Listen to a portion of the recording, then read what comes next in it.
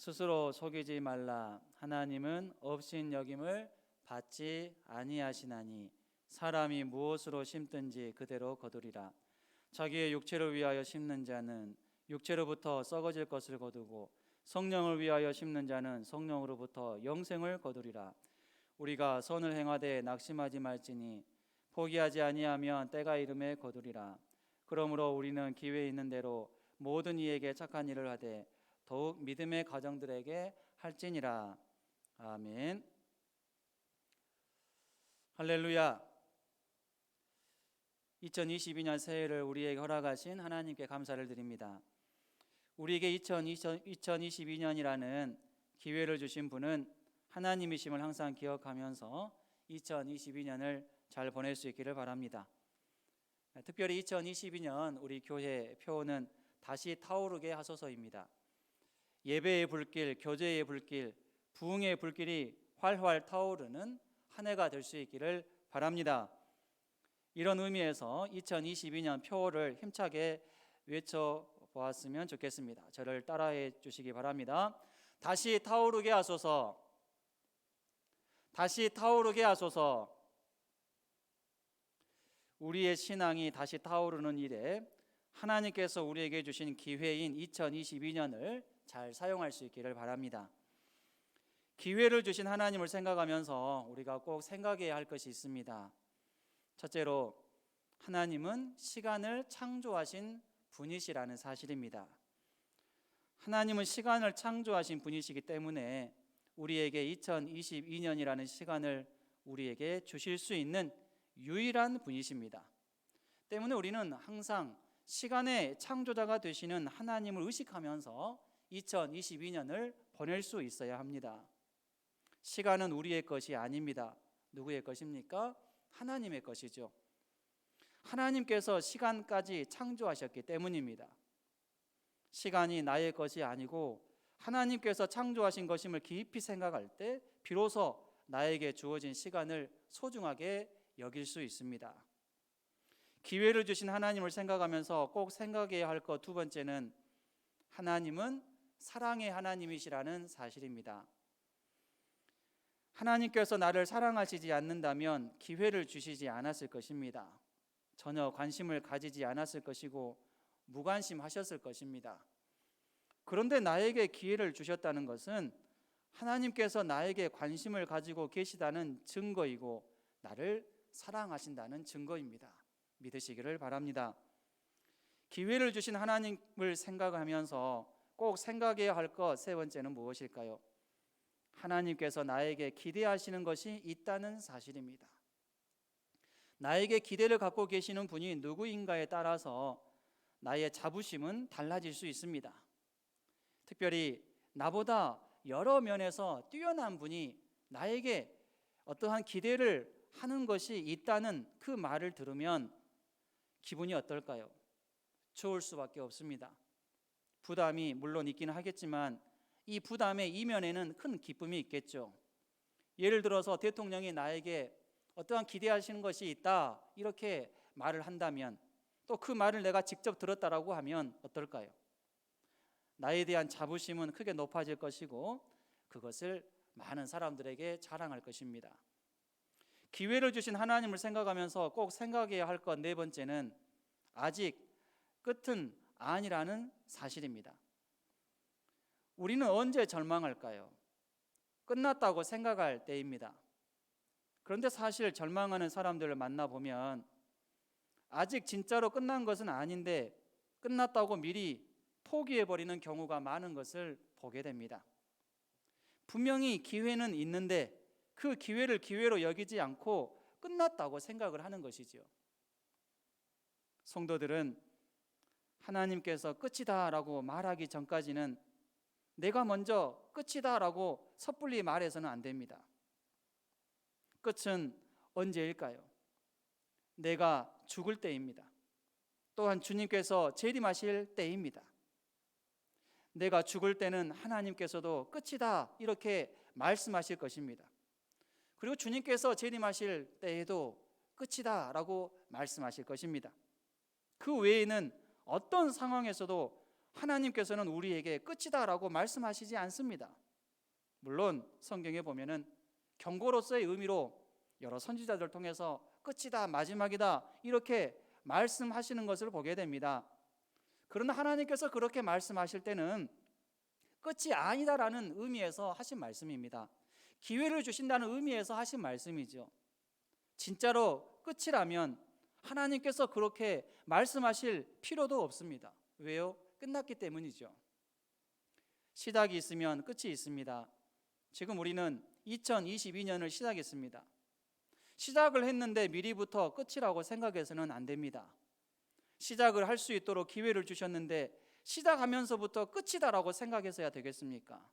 사실 이번에 우리 지역에서 코로나 확진자가 생김으로 인해서 송구 영신 예배를 드리지 못하고 신년 감사 예배도 교회에서 함께 드리지 못한 것에 대해서 목회자로서 많은 부담이 되고 걱정이 되었습니다.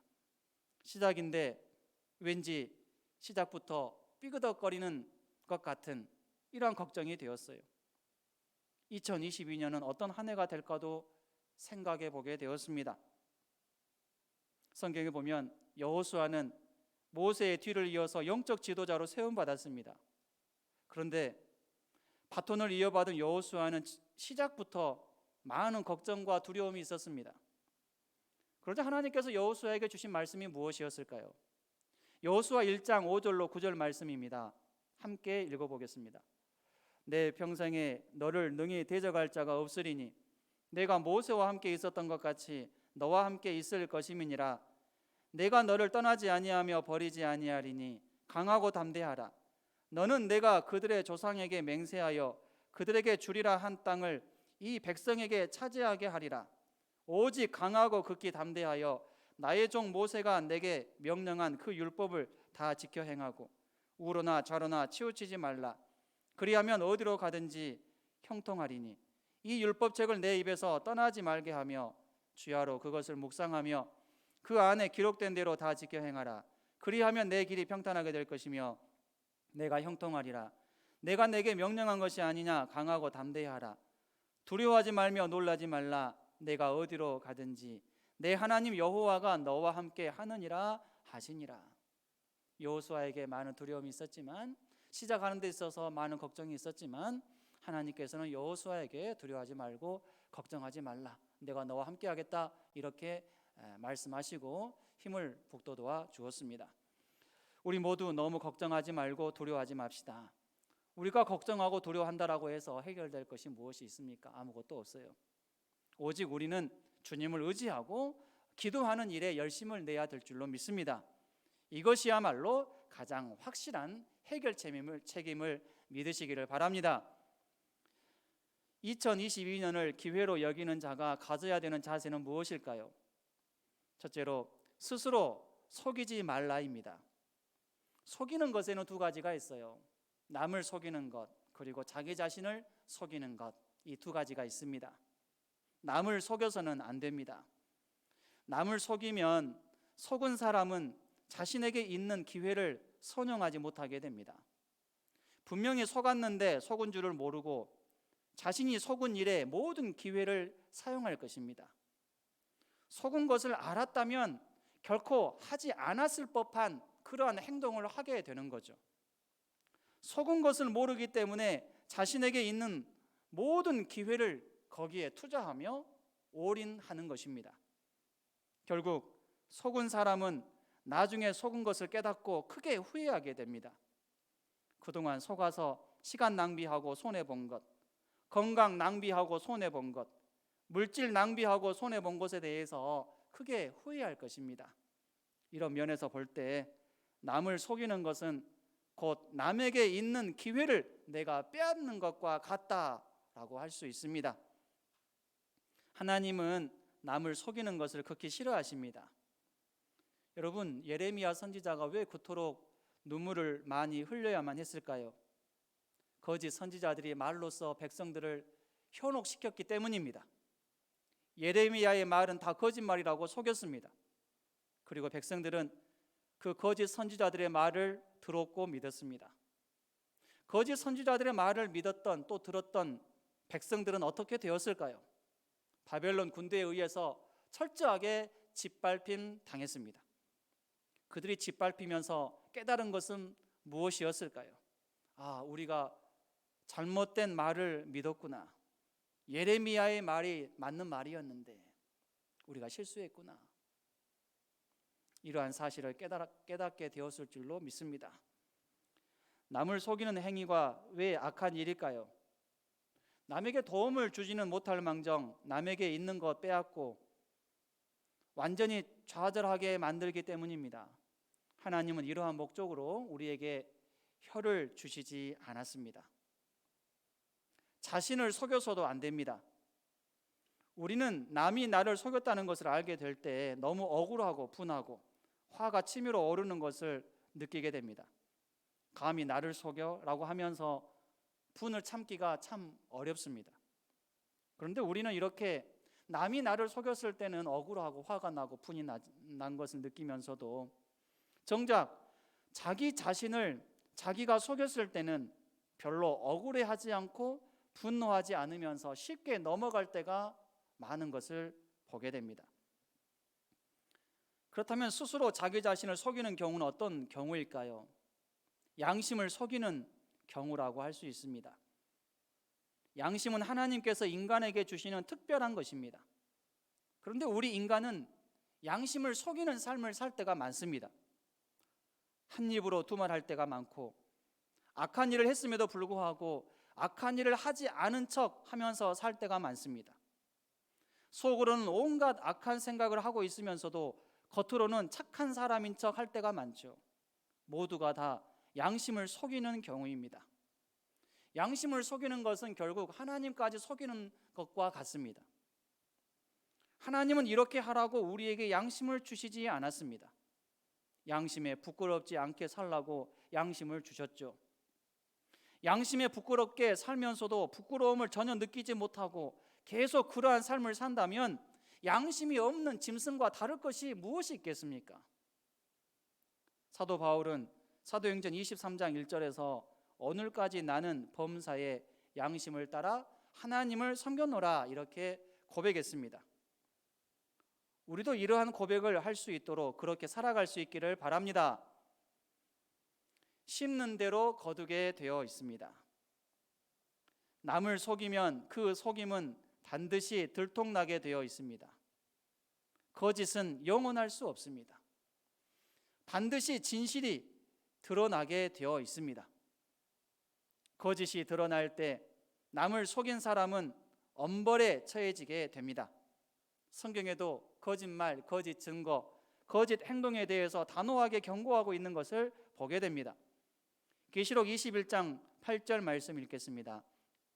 그러나 두려워하는 자들과 믿지 아니하는 자들과 흉악한 자들과 살인자들과 음행하는 자들과 점술가들과 우상 숭배자들과 거짓말하는 모든 자들은 불과 유황으로 타는 못에 던져지리니 이것이 둘째 사망이라. 여기 보면 거짓말하는 자들을 믿지 아니하는 자들과 우상 숭배하는 자들과 똑같이 취급하고 있음을 보게 됩니다. 그만큼 무서운 것이죠. 계시록 21장 27절입니다. 무엇이든지 속된 것이나 가증한 일 또는 거짓말하는 자는 결코 그리로 들어가지 못하되 오직 어린 양의 생명책에 기록된 자들만 들어가리라. 남을 속이며 사는 사람은 언젠가는 자신도 속임을 당하게 됩니다. 내가 이득을 보려고 남을 속였겠지만 결국에는 내가 속인 것보다 더 큰 벌을 당하게 될 날이 반드시 옵니다. 왜냐하면 하나님께서 다 보고 계시고 다 듣고 계시고 다 알고 계시기 때문입니다. 창세기에 보면 속이는 사건이 많이 나옵니다. 대표적으로 야곱의 속임수를 들 수 있죠. 야곱은 아버지 이삭을 속였습니다. 장자의 축복에 욕심이 있는 나머지 해서는 안 되는 잘못된 방법, 즉 속임수를 썼습니다. 이 일로 인해서 장자의 축복을 받는 데는 성공했을지 몰라도 그의 생애는 속임을 당하는 삶의 연속이었습니다. 먼저는 외삼촌 라반으로 인해서 속임을 당했습니다. 여러 번 속임을 당했어요. 이러한 속임을 당하면서 야곱이 자기 자신을 생각하게 되었을 줄로 믿습니다. 내가 아버지 이삭을 속였는데 이러한 생각을 하게 됐겠죠. 그리고 야곱은 자식들에게도 속임을 당했습니다. 야곱의 아들들이 요셉을 노예로 팔았으면서도 아버지 야곱에게는 어떻게 보고합니까? 요셉이 짐승에게 물려 죽었습니다. 이렇게 말하면서 야곱을 속였습니다. 야곱은 철저하게 자식들에게까지 속았습니다. 아버지 야곱을 속였던 자식들도 마찬가지죠.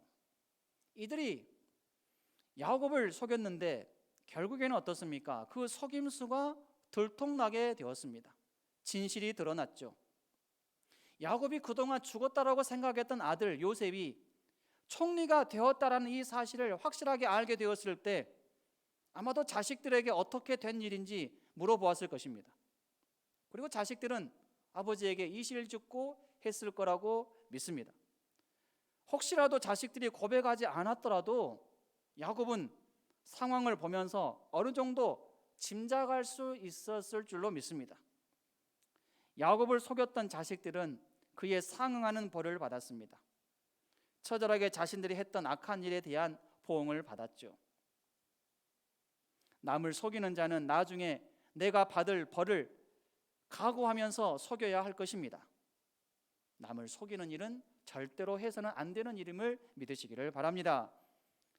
2022년을 기회로 여기는 자가 가져야 되는 자세 두 번째는 성령을 위하여 심으라입니다. 육체를 위하여 심는 자가 있는가 하면 성령을 위하여 심는 자도 있습니다. 그런데 우리가 분명하게 알아야 할 사실은 자기의 육체를 위하여 심는 자는 육체로부터 썩어질 것을 거두고 성령을 위하여 심는 자는 성령으로부터 영생을 거둔다는 것입니다. 육체를 위하여 심는다는 것은 이 땅의 것을 말하고 성령을 위하여 심는다는 것은 하늘의 것을 말합니다. 사람은 이 땅에서 살아가고 있기 때문에 자연스럽게 이 땅의 것에 관심을 가질 수밖에 없습니다. 그래서 이 땅의 것을 더 많이 소유하고 누리기 위해서 나름대로 열심히 노력하며 살아갑니다. 그런데 문제는 우리 인간은 이 땅에서 영원토록 살 수 없다는 것입니다. 영원토록 이 땅에 살 수 없음에도 불구하고 마치 이 땅에서 영원토록 살아갈 것처럼 이 땅의 것에 집착하며 살아간다라는 사실입니다. 그러나 우리 인간이 정말로 관심을 갖고 신경을 써야 되고 노력해야 할 것은 무엇일까요? 바로 하늘에 있는 것입니다. 이 땅에 있는 것이 아니라 하늘에 있는 것에 관심을 갖고 또 그것을 얻기 위해서 노력해야 됩니다. 이 땅에서 사는 날보다 하늘에서 사는 날이 훨씬 많기 때문입니다. 하늘에서 사는 날은 영원합니다. 반대로 이 땅에서 사는 날은 많으면 100년이죠. 물론 100년도 적은 기간이 아닙니다. 100년이 많다고 생각할 수 있어요. 하지만 이 100년이 영원한 날에 비하면 그야말로 한순간이고 찰나에 불과할 뿐입니다. 하나님께서 나에게 주신 육체와 시간 그리고 돈과 정성 모든 것을 이 땅의 것만을 얻는 데 투자하지 말고 심지 맙시다. 오히려 하늘의 것을 얻기 위해서 열심히 투자하고 심을 수 있기를 바랍니다. 이러한 사람이야말로 인생을 제대로 사는 사람임을 믿으시기를 바랍니다. 선을 행하면서 살아야 됩니다. 낙심하지 않고 포기하지 않으면서 선을 행할 수 있어야 됩니다. 갈라디아서 6장 9절 말씀입니다. 우리가 선을 행하되 낙심하지 말지니 포기하지 아니하면 때가 이름에 거두리라. 사실 선한 일을 하다 보면 낙심한 일도 생기게 됩니다. 그래서 포기하고 싶을 때도 많죠. 그때가 언제입니까? 내 나름대로는 최선을 다해서 선행을 실천을 했는데 생각지도 않게 손해를 보게 되고 또 열매가 당장 나타나지 않을 때 낙심하게 되고 또 포기하고 싶은 이러한 생각이 들게 됩니다. 또한 나보다도 악하게 사는 사람이 나보다도 훨씬 더 승승장구하는 모습을 볼 때 낙심하게 되죠. 또 포기하고 싶은 생각이 들게 됩니다. 그러나 하나님은 오늘 본문 말씀을 통해서 어떻게 말씀하십니까? 이러한 때에라도 낙심하지 말고 포기하지 말며 계속해서 선을 행하라고 말씀하십니다. 그 이유로는 때가 있기 때문이다 이렇게 말씀하십니다. 아직 하나님의 때가 이르지 않은 것뿐이지 선하게 살아봤자 아무 필요가 없는 것은 결코 아니라는 말씀입니다. 선을 행하되 우리는 기회 있는 대로 모든 이에게 착한 일을 해야 됩니다. 착한 일을 하기 위한 기회를 잡아야 됩니다. 사실 착한 일을 하기 위한 기회는 얼마든지 열려 있습니다. 이러한 기회는 너무나도 많아요. 그러나 문제는 무엇일까요? 그 기회를 잡으려고 하지 않은 데 있습니다.